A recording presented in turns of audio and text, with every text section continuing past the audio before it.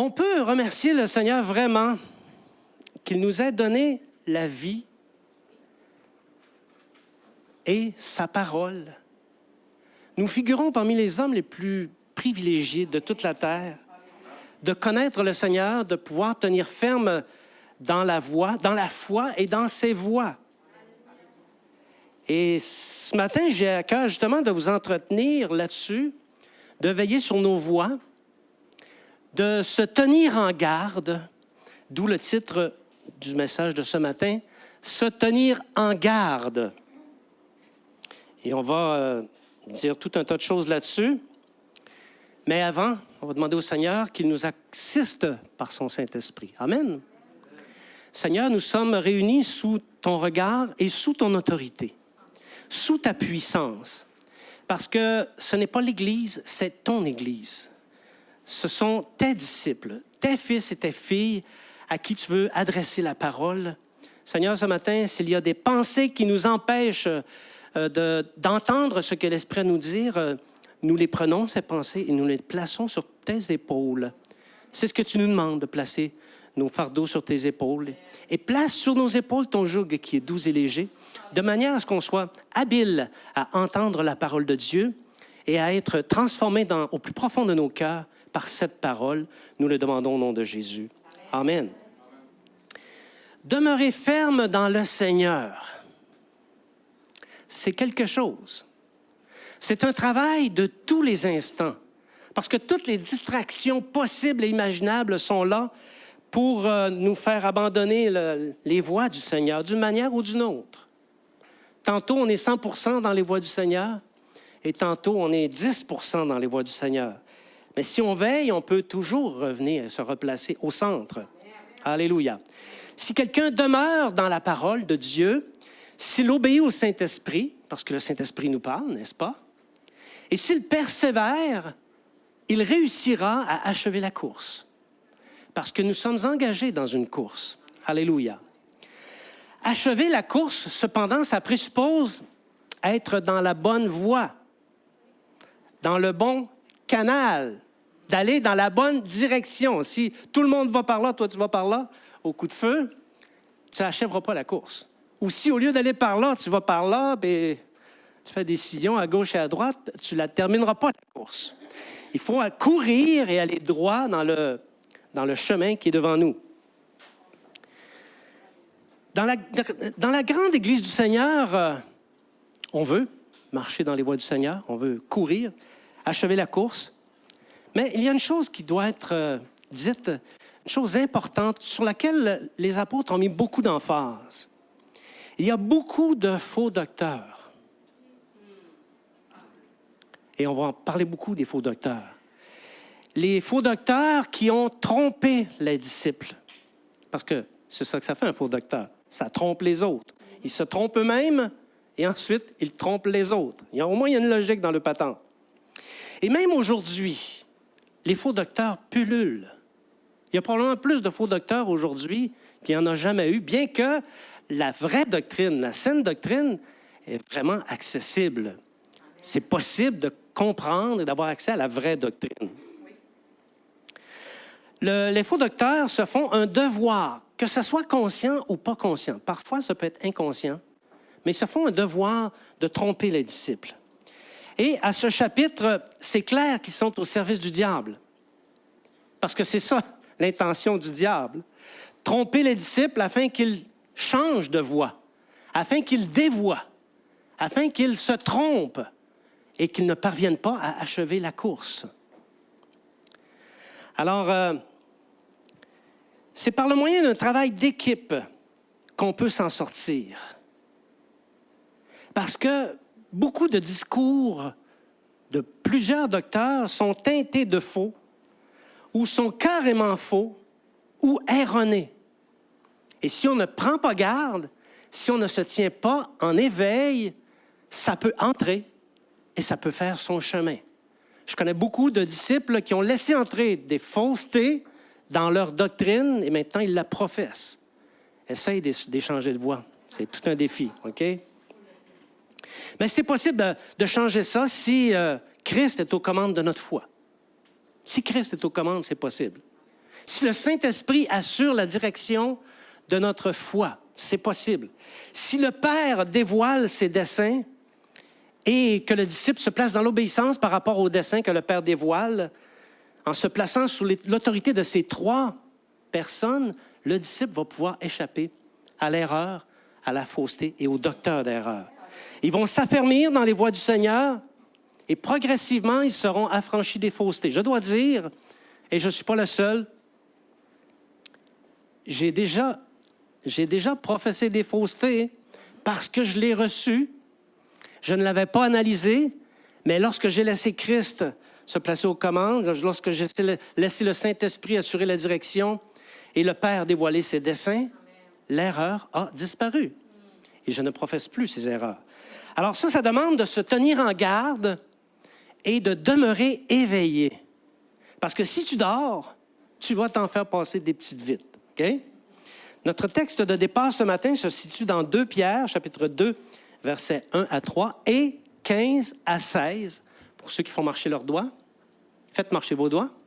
2 Pierre, chapitre 2, versets 1 à 3 et 15 à 16.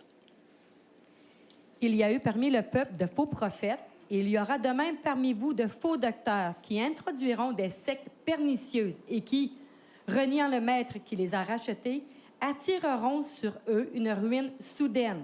Plusieurs les suivront dans leur dissolution, et la voie de la vérité sera calomniée à cause d'eux. Par cupidité, ils trafiqueront de vous au moyen de paroles trompeuses, eux que menace depuis longtemps la condamnation, et dont la ruine ne sommeille point. Verset 15. Après avoir quitté le droit chemin, ils se sont égarés en suivant la voie de Balaam, fils de Bosor, qui aima le salaire de l'iniquité, mais qui fut repris pour sa transgression. Une ânesse muette, faisant entendre une voix d'homme, arrêta la démence du prophète. Et voilà, l'apôtre Pierre nous dit de nous garder, de se tenir en éveil. Pourquoi l'apôtre Pierre fait-il un avertissement comme celui-là? Quel danger représentent les faux docteurs? Et comment parvenir à se tenir en garde contre les faux docteurs? Voilà la source de l'inspiration de ce matin. Vous êtes avec moi? Amen. Premier point, préserver l'intégrité de la vérité. Cette lettre de l'apôtre Pierre a été rédigée vers la fin de sa vie.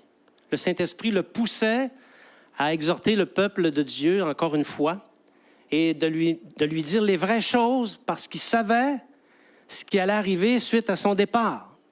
Il savait que les faux prendraient place. Et aussi, il était conscient que sa mort approchait à grand prix. Donc, il s'était forcé de transmettre un dernier message à l'Église afin de compléter son service pour elle. Et on peut rendre grâce à Dieu puisque ces instructions de l'apôtre Pierre nous sont parvenues et nous servent à nous aussi d'avertissement. Merci Seigneur. Cet avertissement de l'apôtre Pierre est vu comme étant un testament spirituel. À titre de grand leader et fondateur de l'Église, Pierre était conscient de la pureté de l'Évangile et de la pureté de la vertu chrétienne telle qu'enseignée par le Seigneur et telle qu'eux-mêmes l'ont enseignée sous l'inspiration du Saint-Esprit. Et il était conscient de l'importance de préserver cet Évangile. Il était conscient de ça. Et à cette fin, comme tout leader, il a laissé un testament spirituel à l'intention de toute l'Église. Et il n'est pas le seul à avoir fait ça. Là, on voit l'apôtre Paul a fait un testament également, la deuxième épître à Timothée, considéré comme étant le testament de Paul. La lettre de Jude est considérée comme étant le testament de Jude. Et il y en a d'autres. On pourrait nommer Moïse, on pourrait en nommer d'autres. OK? Alors Pierre, poussé par l'Esprit, dit ceci dans 2 Pierre, chapitre 3, versets 1 à 2. 2 Pierre, chapitre 3, versets 1 à 2. Voici déjà, bien-aimés, la seconde lettre que je vous écris. Dans l'une et dans l'autre, je cherche à éveiller par des avertissements votre saine intelligence, afin que vous vous souveniez des choses annoncées d'avance par les saints prophètes et du commandement du Seigneur et Sauveur enseigné par vos apôtres. Amen. Les avertissements, les enseignements des prophètes et les enseignements du Seigneur Jésus enseignés par les apôtres. Alors, on comprend de ce qu'on vient de lire que ces lettres sont très importantes pour les disciples de tous les temps. Ce sont ces lettres qui ont contribué à maintenir l'intégrité de la vérité dans l'Église. Alors, qui cherche à demeurer dans les voies droites et justes du Seigneur doit s'approprier cet avertissement de la part du Seigneur. Pierre indique que notre saine intelligence doit se tenir éveillée. Je suis content qu'il ait écrit ça, parce qu'on a plutôt tendance à mépriser l'intelligence. Non, notre intelligence, une fois qu'on est converti, devient au service du Seigneur. Nous sommes l'extension du Seigneur par notre intelligence, mais cette intelligence doit se tenir éveillée pour ne pas se faire tromper, pour ne pas être trompé. Donc, c'est par elle que nous pouvons comprendre la justice de Dieu qu'on voit dans les Écritures, reconnaître les faussetés aussi et les rejeter afin de retenir et professer la vérité. Donc, le Saint-Esprit va se servir de quelque chose entre nos deux oreilles qui s'appelle l'intelligence, si celle-ci est tenue en éveil. Pierre nous dit que nous devons nous souvenir des choses annoncées d'avance par les prophètes. Il le dit. Et si je vous posais la question, dis-moi une chose qui a été annoncée d'avance par les prophètes, est-ce que tu serais capable de répondre? Est-ce que tu serais capable d'exposer en 5 minutes un point que les prophètes ont annoncé d'avance? Je pose la question parce que souvent on a... Non, je ne vais pas le faire. Je pose la question parce que souvent on a tendance à oublier ces choses-là, à mettre l'emphase sur d'autres affaires, alors que c'est tellement, tellement important de se souvenir de ce que les prophètes ont annoncé. Alors, on peut dire, sous la foi de ce que Pierre dit, qu'une Église qui fait la profession de la prophétie est une Église saine, qui fait la profession de la saine doctrine. Et on est béni ici à l'Église parce qu'on a quand même un amour certain pour la prophétie biblique et un éclairage aussi qui vient du Saint-Esprit. Merci Seigneur. Il dit aussi de se souvenir du commandement du Seigneur. Et ici, on pourrait dire que c'est une expression générique qui signifie se souvenir de tous les enseignements que Jésus a prescrits. Okay? Alors, il s'agit certainement d'un testament de la part de l'apôtre Pierre, un testament qui est chargé de sens, de responsabilité et à prendre très au sérieux. J'aime les testaments qui ont été laissés par les hommes de Dieu. J'aime me les approprier, j'aime aussi les enseigner. Amen. L'ordre établi par Dieu. Dieu a établi un ordre dans l'Église qui contribue à préserver la vérité et aide à se tenir en garde contre l'égarement des impies. Et l'Église, c'est la colonne et l'appui de la vérité. Et c'est par elle et par l'ordre que Dieu a établi en son sein que la vérité peut être professée avec droiture. Dieu a donné les apôtres pour contrer l'égarement des impies. Il a donné les apôtres, les évangélistes, les prophètes, les docteurs et les pasteurs, qu'on appelle les 5 dons ministériels. Il a aussi désigné pour maintenir l'ordre le collège des anciens et les diacres et les évêques. Et enfin, il a donné sa parole. Alors, une Église en santé, en capacité de se tenir en garde, doit se fonder sur cette hiérarchie établie par Dieu. C'est fondamental. Nos Églises doivent être construites sur la foi de ce modèle. Et l'expérience démontre, et certainement vous avez une expérience comme celle-là, l'expérience démontre que les Églises qui se fondent sur le seul ministère de pasteur ne sont pas conformes au plan de Dieu. En soi, il s'agit d'une erreur dangereuse et souvent, ça tourne en déification du pasteur. Et lorsque le pasteur se lève le matin, Dieu peut aller se coucher. Mais ce n'est pas comme ça que Dieu a vu les choses. Il a établi un ordre et nous devons en faire la profession. C'est la raison pour laquelle les églises et le leadership des églises devraient chercher à reconnaître les leaders que Dieu envoie. Parce que Dieu est conscient des besoins de l'Église. Et il va envoyer des leaders. Ceux qu'il choisit, ceux qu'il détermine. Il les envoie afin de leur faire prendre la place qui est la leur dans l'Église, la place pour laquelle il les a choisis. OK? et ils sont établis par Dieu, c'est Dieu qui les envoie. Et c'est alors qu'il sera possible et plus facile de se tenir en garde contre les faux docteurs et les séducteurs. Vous savez, les faux peuvent passer le filet du pasteur. J'ai déjà vu ça. Un faux peut passer au travers du filet du pasteur. En revanche, pourront-ils passer, ces faux, le filet des diacres et des anciens et des 5 ministères, dont celui de prophète? Quand il y a un prophète dans la place, les faux n'ont qu'à bien se tenir. Parce que le prophète reçoit l'avertissement de Dieu et il le donne à l'Église. Vous comprenez pourquoi on doit chercher ces dons-là de la part de Dieu? On en a besoin. L'appétit des faux docteurs. Les faux docteurs, ils n'arrivent pas de chez Walmart. Les faux docteurs, ils apparaissent dans l'Église, au milieu de nous. Et ils ne viennent pas d'un autre milieu, à moins que, pour une raison ou une autre, le diable ait choisi d'attaquer, faire une attaque frontale contre une Église. Oui, ça se voit. Il y a des séducteurs qui viennent de l'extérieur, ils se font passer pour des vrais. Mais c'est plutôt rare. La règle générale, les fausses viennent de l'Église. Les faux docteurs sont des maîtres du mensonge. Ils te mentent en plein nez, en pleine face, tu as l'impression qu'ils disent la vérité. En fait, on est sûr qu'ils nous disent la vérité. Après tout, ce sont des docteurs. Leur discours est rempli de grandiloquence. Tout est beau. Il ne faut pas penser qu'un faux docteur s'enfarge dans son discours. Le faux docteur parle très bien. Il est éloquent. Il dit des choses intelligentes, parfois même fondées sur la sagesse. Mais, quand tu examines le discours, c'est creux. Ça ne met pas en évidence la personne et le ministère de Jésus-Christ. Ça met en évidence leur propre personne. Donc, par leur bouche, ils paraissent être des savants, vraiment, mais par leurs actions, ce sont des pervers. Ils vont tordre. Ils ont une technique pour tordre la vérité et pour te faire croire que la torsion, c'est la vérité.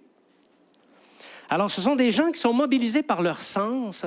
Ils sont très subtils, mais ils sont mobilisés par leur sens. Et pour les démasquer, il faut être sur nos gardes. Êtes-vous sur vos gardes?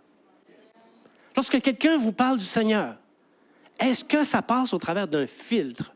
Le filtre de la vérité, le filtre de l'éveil de ton intelligence.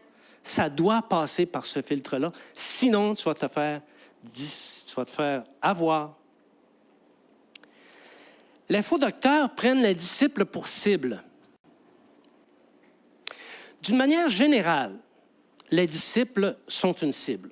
Je te l'annonce, tu es une cible. OK? Il y a quelqu'un qui te vise. Soit au plan spirituel, soit au plan physique, il y a quelqu'un qui te vise. Tu intéresses quelqu'un. OK? Et pourquoi les disciples sont une cible? Bien, parce qu'il y a de l'amour entre les frères et sœurs. Il y a de la joie aussi. Si ce n'était pas du confinement ce matin, on se serait pris les bras les uns des autres et on se serait dit « je t'aime » et on aurait eu beaucoup de joie. On aurait été dans la joie et dans l'amour fraternel. Et ça nous vient du Seigneur Jésus qui nous a sauvés. On est pleinement conscient que Jésus nous a sauvés. Ça procure énormément de joie. Aussi, les disciples, ils sont enclins, et c'est pour ça qu'ils sont une cible, ils sont enclins, à quelque part, c'est correct que ça soit comme ça aussi, à avoir une confiance absolue en leur leader. Il faut avoir confiance dans nos leaders, mais ça présente un défi. Okay? Est-ce que je suis en éveil? Est-ce que je peux être en éveil d'une part et être en confiance d'autre part? L'hyperméfiance, ce n'est pas de l'amour. Une confiance fondée sur l'éveil de l'intelligence, c'est parfait. Mais d'une façon générale, les disciples demeurent une cible parce qu'ils sont vulnérables, veulent faire confiance dans leur leader. Et c'est pour ça que souvent, les disciples sont comparés à une bergerie. L'Église est comparée à une bergerie. Les disciples, comme des brebis, ils suivent le berger partout où il va. Ils aiment le berger. J'écoutais une petite émission cette semaine d'un berger qui racontait son histoire, un berger moderne. Et puis il racontait combien la relation entre les brebis et le berger est forte. On peut presque dire que c'est une relation d'amour qui existe entre la brebis et le berger vis-à-vis sa brebis également. Alors, les brebis vont suivre le berger partout où il va. Les brebis sont une cible aussi parce qu'en soi, ils sont une ressource. Saviez-vous que vous êtes une ressource? Vous êtes la ressource de Dieu sur la terre. Les brebis ont une valeur monétaire. On vaut quelque chose. Elles procurent un bon environnement relationnel et les brebis fournissent la laine. Une brebis qui décide de ne plus fournir la laine, au bout de quelques années, elle devient moins belle. Mettons, on va dire ça comme ça, OK? Elle devient moins belle. Alors, c'est ça. C'est comme dans l'Église. Les disciples vivent en harmonie et dans l'amour fraternel et ils sont une ressource entre les mains du Seigneur. Et les disciples apportent leur offrande au Seigneur. On ne court pas après les offrandes. Les brebis apportent leur offrande parce qu'elles aiment le Seigneur. Les brebis constituent un auditoire docile. Je vous trouve tellement docile. Vous m'écoutez et j'ose croire que vous croyez ce que je dis et que vous le mettez en pratique. Donc, c'est un auditoire docile et c'est pour ça qu'ils sont un terreau de prédilection pour ceux qui veulent les exploiter. C'est comme ça. Puis des exploiteurs, il y en a. Comment les faux docteurs apparaissent-ils? Les faux docteurs entrent dans l'Église et ils adhèrent à la foi. L'histoire des faux docteurs, il y a toujours une adhérence. Il y a même une conversion. Il y a un vrai cheminement dans le Seigneur. OK? Sauf qu'ils partent de la voie de la vérité et ils finissent par se détourner en cours de route. Et il y a quelque chose qui fait qu'ils se détournent et qu'ils deviennent des faux docteurs. Alors, parce qu'ils ont commencé dans la foi, qu'ils ont vécu l'expérience de la conversion, ils ont appris les règles de l'Église. Ils savent comment ça se passe dans une Église. Ils connaissent le comportement des brebis. Et parce que ce sont des manipulateurs nés, ils savent comment aller chercher les brebis. Ils savent comment les choses fonctionnent dans l'Église et parfois même, ils savent comment séduire et tromper le leadership. Ce sont des gens d'influence habilités au discours. Mais au-dedans d'eux, il y a le faux. Il y a le faux, OK? Soit ils sont cupides, alors ils cherchent à exploiter les disciples, soit ils sont menteurs éloquents, alors ils se délectent de leurs mensonges au milieu des disciples, soit ils sont pleins de convoitises et alors ils se livrent à leur sens sans aucun remords. Ils se laissent aller à leur sens. Mais parce qu'ils ont le discours et parce qu'ils savent comment ça fonctionne, ils ont l'air de vrais. Si ces faux docteurs réussissent, il y a une raison qui fait qu'ils réussissent. Oui, il y a la vulnérabilité, mais c'est aussi parce qu'ils réussissent à introduire des doctrines séduisantes. Hey, ça a de l'allure, ça. Je ne l'avais pas vu de même, mais c'est rempli de bon sens. Mais c'est une fausse doctrine. Elle est séduisante, c'est tout. Okay? Ils réussissent, et c'est une doctrine qui mène à la perdition. Ils prennent la parole de Dieu, et parce qu'ils sont docteurs, ils ajoutent ou ils retranchent, et professent ensuite cette fausse doctrine comme étant plus vraie que la vérité.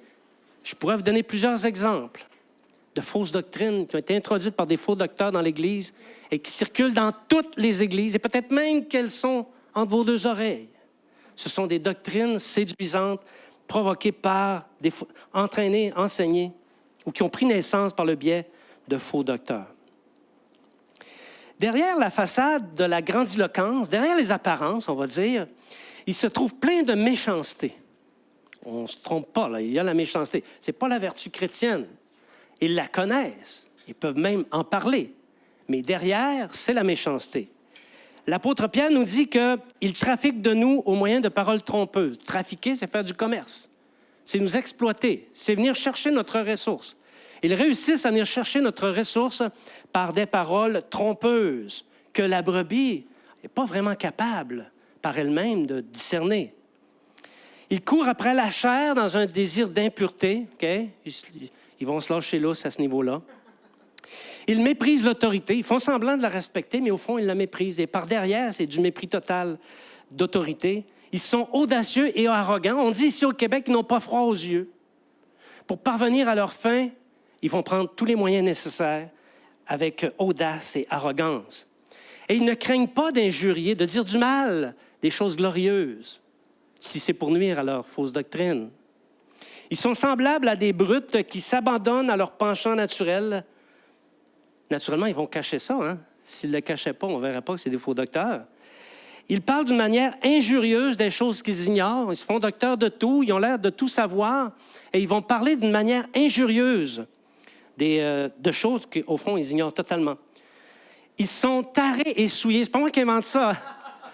C'est pas moi qui invente ça. Là. C'est écrit dans 2 Pierre. Là. Je suis en train de vous lire d'une certaine manière 2 Pierre, le chapitre 2 et chapitre 3. Alors, ils sont tarés et souillés, se délectent de leur tromperie. Ils l'aiment. Leur patente qu'ils ont inventée, là, ils l'aiment. Puis ils en parlent à tout vent, OK? Et tout en se vantant de leur patente, ils font bonne chère. Ils vont chez l'un, chez l'autre, et vont chercher de la ressource, OK? Ils mangent avec les frères, les sœurs, et puis ils cherchent à les séduire pour les tromper. Pierre continue en disant, ils ont les yeux pleins d'adultère et insatiables de péché. C'est dur à croire qu'une affaire comme ça peut être dans l'Église, hein? Mais là, il nous dit de nous tenir en éveil parce que ces gens-là, c'est comme ça qu'ils sont et c'est comme ça qu'ils apparaissent dans l'Église. Ils amorcent les âmes mal affermies. Ils ne vont pas venir essayer d'amorcer Jean Maltais ou quelqu'un d'autre qui connaît bien sa parole. OK? Non, ils vont aller voir celle qui est mal affermie, celle qui n'est pas entourée des autres, pour les amorcer dans leur séduction. L'apôtre Pierre continue, il dit, ils ont le cœur exercé à la cupidité, ce sont des enfants de malédiction. Lui, il ne jouait pas avec la poque, notre apôtre Pierre. Hein? Il dit, ce sont des fontaines sans eau, des nuées que chasse un tourbillon. Quand tu as soif, tu vas à la fontaine, tu espères qu'elle te donne de l'eau. Eux, ce sont des fontaines dans lesquelles il n'y a pas d'eau. Quand il y a la sécheresse, comme ce qu'on vient de vivre, on aime ça voir les nuages apparaître en espérant qu'ils vont abreuver la terre. Mais eux, ce sont des nuées sans eau que chasse le tourbillon. Avec des discours enflés de vanité, ils amorcent par les convoitises de la chair, par les dissolutions, ceux qui viennent à peine d'échapper aux hommes qui vivent dans l'égarement. Donc, on s'entend pour dire qu'ils vont cibler plus particulièrement les nouveaux, les jeunes chrétiens, ceux qui viennent d'adhérer à la foi. Parce que ceux qui viennent d'adhérer à la foi sont plus ou moins capables, on ne les veille pas tout à fait, c'est-à-dire l'intelligence pas tout à fait éveillée, ils sont plus ou moins capables de discerner le vrai du faux. Et j'ai déjà été jeune chrétien et j'ai déjà eu de la difficulté à discerner entre le vrai et le faux. OK? Les faux docteurs, tôt ou tard, vont se séparer de l'Église et ils entraînent avec eux les brebis qu'ils ont séduites. Et ils vont constituer leur propre secte. Et des sectes, il y en a. Il y en a une et une autre. Pour savoir si on est dans une secte, il faut savoir si l'Église professe Jésus-Christ. Si elle professe Jésus-Christ, on est bien parti.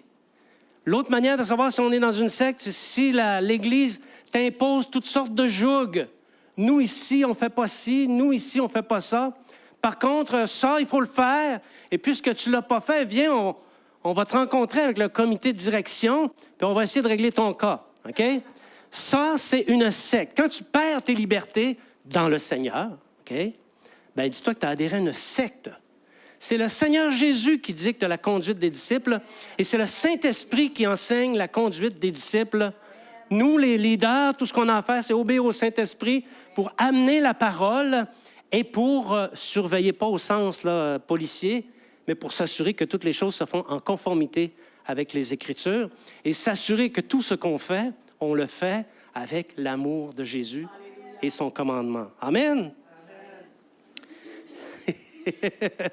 C'était convaincant, ça. L'égarement de Balaam. C'est qui ça, Balaam? Les faux docteurs, après s'être détournés de la voie de la vérité, suivent la voie de Balaam. Et on va la regarder, cette voie de Balaam. On va s'en inspirer. Bon, Balaam, c'est un personnage qui a vécu aux environs de 940 ans avant Jésus-Christ. OK? Et c'était un voyant. On pourrait dire que c'était un prophète, mais plus de la nature du voyant. Pour lui, le ciel s'ouvrait et les êtres célestes avaient une communication avec lui. La Bible nous dit même que l'Éternel parlait à Balaam et Balaam parlait à l'Éternel. Et donc, il était en relation avec Dieu. Et à l'époque où Israël campait dans les plaines de Moab, ça faisait approximativement 40 ans qu'il était sorti d'Égypte, il s'apprêtait à prendre possession du pays que Dieu lui avait donné. Et Moab, le roi de Moab, se sentait menacé parce qu'Israël campait au nord de Moab. Et même, il avait pris d'anciennes terres qui appartenaient autrefois à Moab. Alors, il se sentait menacé, mais il n'avait pas la force de combattre Israël. Israël était plus puissant que lui. Alors, il a voulu utiliser les services de Balaam pour maudire Israël. OK? Parce que Balaam était un homme important. Un homme, on pourrait dire même influent, puissant.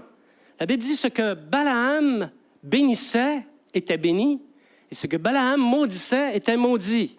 Imagine-toi avec un pouvoir comme celui-là. Tu te promènes, ce que tu bénis est béni, ce que tu maudis est maudit. C'est toute une puissance, OK? Et c'était reconnu par les grands de ce temps. Alors, ne pouvant pas combattre Israël, il s'est dit, j'ai une idée. Je vais envoyer chercher Balaam pour qu'il maudisse Israël. Et si Balaam maudit Israël, c'est sûr qu'il est cuit. Je vais avoir le dessus. C'est à Balaam à qui Dieu a fait entendre une ânesse. Hein? L'ânesse a ouvert sa bouche. Il y en a des prodiges avec les animaux dans la Bible. La semaine passée, c'était un grand poisson. Et cette semaine, c'est une ânesse qui parle. Moi, je n'ai jamais vu d'ânesse parler. Et en fait, ils n'ont même pas le mécanisme pour parler, le mécanisme de la gorge. Alors, c'est vraiment un acte puissant que Dieu a fait de faire parler cette ânesse. Alors, donc, il est allé chercher Balaam pour qu'il maudisse. Et je voudrais faire une petite incursion dans l'histoire ici. Vous savez, des fois, on lit ces affaires-là dans la Bible, on dit, ce sont des images. On dit, c'est... les païens doutent que ça se soit produit, doutent que ça existe, mais au sujet de Balaam, en 1967, on a trouvé une inscription qui est attribuée à Balaam. Et ce n'est pas les chrétiens qui ont trouvé ça, ce sont les archéologues. Et l'inscription disait ceci, « Histoire de Balaam, fils de Béor, l'homme qui voyait les dieux. Les dieux vinrent à lui la nuit et s'adressèrent à lui selon ses paroles. Ils dirent à Balaam, fils de Béor, la dernière flamme est apparue, un feu pour le châtiment est apparu. » Et là, ça se continue. C'est en pleine conformité avec ce que la Bible nous dit. Donc, l'archéologie appuie la Bible. Quand vous lisez des récits invraisemblables dans la Bible, faites confiance à la Bible. Si quelqu'un te dit que c'est des histoires inventées, c'est des mythes et des légendes, non. L'archéologie prouve, et plus on avance, et plus l'archéologie prouve le récit de la Bible. Donc, Balaam était un personnage important. Il était puissant et lucide des choses célestes, mais il y a un petit problème. Il aimait l'argent. Il en avait beaucoup, et il aimait l'argent. Et la proposition de Balak, le roi de Moab, comportait une forte somme d'argent en retour d'une malédiction. C'est toute une tentation. La Bible ne nous dit pas à combien s'élevait la récompense, mais on peut penser que c'était des millions de dollars. Si tu maudis ce peuple, je te donne des millions de dollars. Si Dieu me dit de maudire, je vais maudire, mais s'il me dit de bénir, je vais bénir. Je te donne 2 millions. Je vais y penser. Donc, non, je fais une blague ici, mais Balaam savait qu'il ne pouvait pas argumenter avec Dieu. Puis il savait qu'il ne pouvait pas dire autre chose que ce que Dieu disait. Mais il les voulait, ces millions. Alors, il a eu une idée. Il a imaginé un stratagème, pardon. Bon, le récit ne dit pas qu'il a imaginé un stratège, mais c'est ça qui s'est produit. Okay? La seule façon de nuire à Israël était de le faire trébucher dans la loi de son Dieu. C'était la seule manière. Ce n'est pas par une prophétie qu'il pouvait faire trébucher Israël. Et en faisant trébucher Israël par une occasion de chute, bien, lui était indemne par rapport à son ministère de voyant, et il accomplissait ce que Balak voulait, et il empochait les 2 millions. Non, mais pas fou quand même. Pas fin, mais pas fou. Alors, il a conseillé à... Balaam n'a pas maudit Israël, mais il lui a envoyé la malédiction. De sa bouche, il n'y a pas eu de malédiction. Mais il l'a envoyé par un stratagème. Okay? Il a conseillé Balak d'envoyer des femmes dans le camp d'Israël afin de les faire participer à des sacrifices en l'honneur de leur Dieu, pour ensuite se divertir, parce qu'à l'époque, ils adoraient l'idole, et ensuite, ils se faisaient du fun, hommes et femmes. Donc, si Balak réussissait ce stratagème, l'Éternel se tournerait contre Israël et Balak pourrait avoir le dessus. C'était ça le stratagème. Donc, retenez idolâtrie et perversion dont Balaam savait pertinemment qu'il provoquerait la jalousie de l'Éternel. Et c'est ce qui est arrivé. Il a mis à exécution son stratagème. Et savez-vous combien de personnes sont mortes de la plaie qui a découlé de ce stratagème? 24 000. 24 000 personnes en une occasion. Alors, de Balaam, dans l'histoire de Balaam, sont associées 2 voies de perdition. C'est pour ça qu'il faut les connaître. En les connaissant, ça peut nous aider à garder notre esprit en éveil. Il y a la voie de Balaam qui est associée à une cupidité avide plus forte que la droiture. L'amour de l'argent va te faire des torsions dans ta justice, dans le Seigneur. On parle dans le Seigneur ici, là. On le retrouve aussi beaucoup dans le monde, mais ce qui nous intéresse aujourd'hui, c'est dans l'Église, dans le Seigneur, OK? L'autre, c'est la doctrine de Balaam. Il y a la voie de Balaam et la doctrine de Balaam qui consiste à placer une occasion de chute devant les disciples afin qu'ils pêchent et qu'ils s'égarent des voies du Seigneur. C'est ce qu'on voit dans la Bible. Toutes les références à Balaam dans la Bible touchent l'une ou l'autre de ces 2 voies de perdition. Alors, ce sont 2 voies de perdition qui sont bien connues du diable. Et le diable les sème à tout vent. Et ça fait énormément de dommages dans l'Église. Combien de disciples, sous des apparences de justice, mangent à la table des démons par l'idolâtrie? Combien de disciples viennent à l'Église, sont bénis, sont touchés par l'onction du Saint-Esprit, et lorsqu'ils arrivent chez eux, le Seigneur demeure à la porte parce qu'il y a des idoles criminelles à la maison? Combien de disciples sont négligents par rapport à ça? Ça, c'est l'idolâtrie. Après ça, le fun. Combien de dirigeants, de leaders empruntent la voie de l'adultère en se laissant aller à la convoitise, stimulés par l'amour de l'argent? Ça va tout ensemble. Vous connaissez des histoires, je n'ai pas besoin de donner de nom. Combien de serviteurs mariés se sont égarés après que le diable ait envoyé dans leur sein une femme? Si tu marches droitement dans le Seigneur et tu es un homme, surveille ça. Si tu es marié, il va t'envoyer une femme. Une ou des. Si ça ne marche pas avec une, il va t'en envoyer des. Puis ils vont te trouver beau, puis ils vont te trouver fin, puis tu vas trouver qu'ils ont des beaux yeux. L'objectif de Satan, c'est de te perdre, de t'égarer de la voie du Seigneur. OK? Alors, t'as beau être disciple de Jésus, si le diable t'envoie une femme, s'il met une femme dans ton chemin, si tu es marié et il envoie une femme dans ton chemin, je dis ceci, bonne chance. Bonne chance. Qu'elle soit belle ou laide, arrondie ou maigre, grande ou petite, intelligente ou pas, un bon jour, tu tomberas sous son charme, sous le coup de ses beaux yeux. L'égarement de Balaam est une leçon très importante pour l'Église. Très importante. Une leçon très importante pour toi, disciple de Jésus-Christ. Se tenir en garde contre les faux docteurs. Hey, c'est silence pas mal, on n'entend que l'air climatisé et les mouches. Vous êtes dans des réflexions profondes. Se tenir en garde contre les faux docteurs. Si un docteur au discours apparemment pieux se présente et qu'il cherche à prendre avantage sur les disciples, s'il entretient un rapport douteux avec l'argent, et j'en ai connu, OK? S'il active les mécanismes du charme, vous savez ce que je veux dire, s'il avance des théories qui portent atteinte à la saine doctrine, s'il présente des brèches au code d'honneur des disciples que j'ai affichés sur la porte, qu'on va mettre en pratique ici à l'Église, il faut lui fermer la bouche. Il faut le faire taire. Parce qu'il va entraîner des faussetés dans l'Église et il va entraîner des disciples à sa suite. Il faut l'avertir. S'il n'y a pas de repentance réelle et véritable, il faut l'excommunier. Il faut le faire, OK? Parce qu'il va faire du trouble.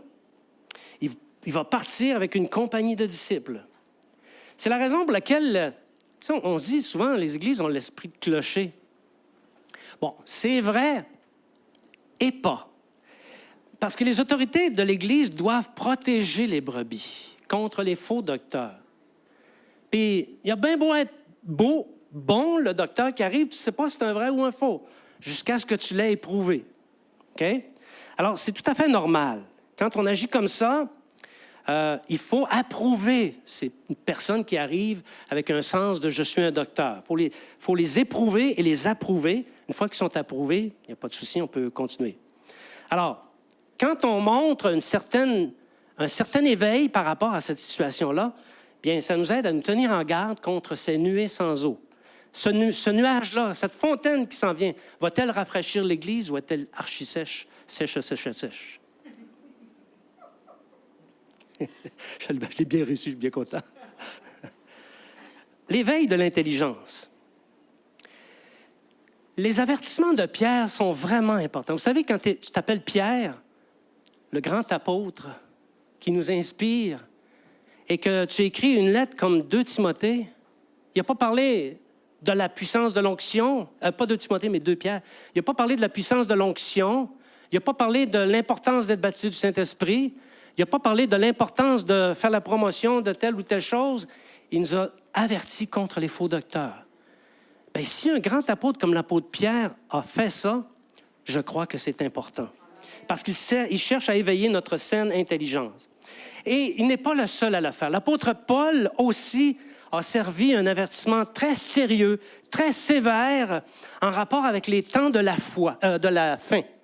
Les temps de la fin. Et quand on considère l'apôtre Paul, ce qu'il dit, il y a tout lieu de s'interroger à savoir si oui ou non, on ne serait pas rendu dans ces temps-là. Dans 2 Timothée, chapitre 4, versets 3 à 4. 2 Timothée, chapitre 4, versets 3 à 4. Car il viendra un temps où les hommes ne supporteront pas la saine doctrine, mais, ayant la démangeaison d'entendre des choses agréables, ils se donneront une foule de docteurs selon leurs propres désirs, détourneront l'oreille de la vérité et se tourneront vers les fables. Avez-vous pas l'impression que c'est notre génération? Je ne sais pas si vous lisez un peu les journaux, si vous écoutez un peu l'actualité sur YouTube, si vous allez voir sur Facebook les discours dont on fait la promotion aujourd'hui, ça fait peur. Ça fait peur. L'examen des différents courants de pensée, des théories visant à modeler la société, parce qu'il y a un groupe de gens qu'on ne connaît pas vraiment, OK? Qui cherchent à remodeler la société pour enlever tout ce qui s'appelle valeurs chrétiennes. En fait, c'est l'Antichrist. C'est l'esprit de l'Antichrist qui est derrière ça. Ne cherchez plus, là. C'est l'esprit de l'Antichrist, OK? Et ils veulent modifier les lois qui détruisent l'héritage chrétien de notre pays. Tantôt, ils vont vouloir enlever la mention de Dieu dans le Haut-Canada. Ça s'en vient, tout ça, OK? Alors, est-ce que tout ça, tout ce qu'on voit, tout ça à quoi on assiste, est-ce que ça ne nous dit pas que nous sommes à la veille de la fin des temps? Moi, bien que je tiens un certain discours, je dois dire que oui, ça nous dit qu'on est proche de la fin. C'est notre génération qui est responsable des pires déviations, qui propose les fables les plus absurdes et stupides qui soient, mais qui font loi. Ce n'est pas une génération, c'est une dégénération. Cette génération détourne son oreille de la vérité et se tourne vers les fables. Et assurément, l'élite de notre société prépare la table pour l'arrivée de l'Antéchrist. Est-ce qu'on peut lutter contre ça? On peut faire des choses. Est-ce qu'on peut l'empêcher? Je ne pense pas. La COVID-19, c'est quoi le rapport, Régent? Les faux docteurs, la COVID-19. Ben, suivez-moi, vous allez voir, OK? J'ai de la suite dans les idées. Vous savez, je ne veux pas faire la promotion des théories du complot. Je connais tout ce qui se dit au sujet de la COVID-19, mais il faut être un petit peu naïf pour ne pas voir dans ce scénario de pandémie la pratique d'un plan antichristique à venir. C'est une grande pratique. Je ne veux pas faire la nomenclature de tout ce qu'on pourrait prouver à ce sujet-là. Il y a beaucoup de choses dont on pourrait faire la preuve. Et si ça vous intéresse, vous pouvez aller voir sur ma page Facebook. J'ai publié une vidéo YouTube d'un homme qui détonne. D'un homme qui détonne du discours ambiant. Et ce n'est pas deux de pique, là, c'est une sommité mondiale. Okay? Je ne veux pas en faire la promotion non plus, mais vous irez voir ça sur mon tableau Facebook. Vous savez, la COVID-19 a vidé les églises. Quand l'Antéchrist va paraître, vas-tu pouvoir faire mieux? Bien-aimés, comprenez que l'Église n'est pas indemne de cette affaire.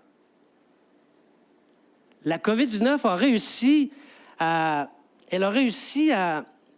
faire que les chrétiens et les pasteurs sont réticents à rétablir les réunions. Je connais plusieurs pasteurs qui sont réticents à rétablir les réunions. Et si c'est comme ça pour la COVID-19, bien, que ferons-nous quand les hommes ne supporteront plus la saine doctrine? Quand ils feront la chasse aux prédicateurs de la vérité? Quand la démangeaison d'entendre des choses agréables les atteindra, qui seront allergiques à la vérité? Et on l'a dit tout à l'heure, l'Église, la colonne et l'appui de la vérité, ils vont être allergiques aux églises. Qu'en sera-t-il lorsque la parole de Dieu sera déclarée virus à combattre? Que ferons-nous? Est-ce qu'on va cesser de se réunir? Est-ce qu'on va augmenter la distanciation sociale? Que ferons-nous? Promouvoir la saine doctrine. Je vous fais réfléchir. Hein? On essaie de mettre des choses en perspective. Promouvoir la saine doctrine. Les jours qui sont les nôtres nous appellent à nous tenir en garde. Je crois que le Saint-Esprit veut qu'on retienne que nous devons nous tenir en garde. Ce n'est pas le temps de baisser notre garde. Plus que jamais, il faut que les disciples développent leur fidélité dans la foi, pas dans l'arrogance, dans la foi.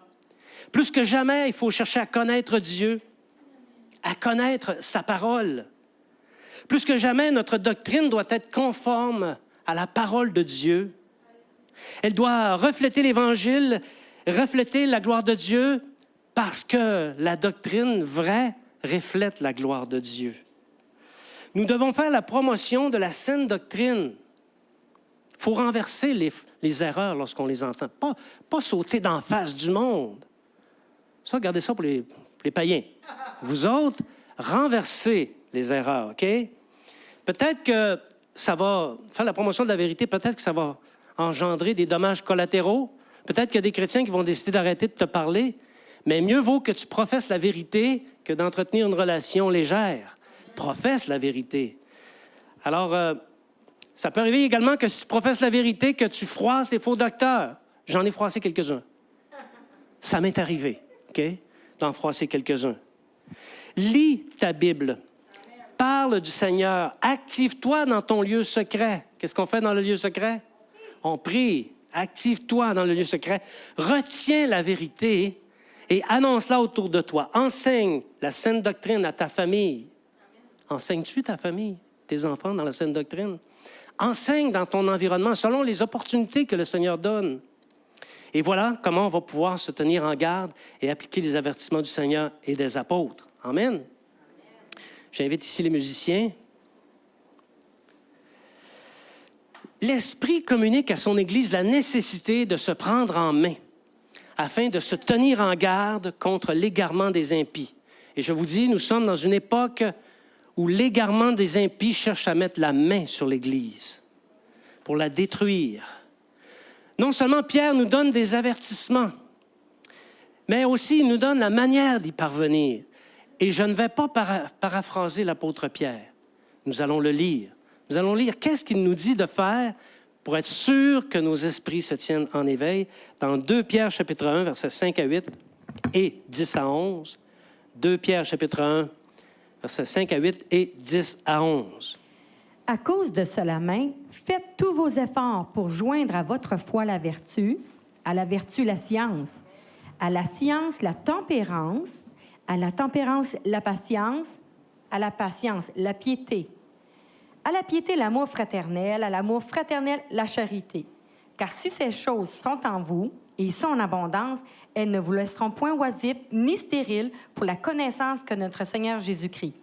C'est pourquoi, frères, appliquez-vous d'autant plus à affermir votre vocation et votre élection, car en faisant cela, vous ne broncherez jamais. C'est ainsi, en effet, que l'entrée dans le royaume éternel de notre Seigneur et Sauveur Jésus-Christ vous sera pleinement accordée. Appliquons-nous à affermir notre vocation. Ne laissons pas nos yeux se détourner de la vérité.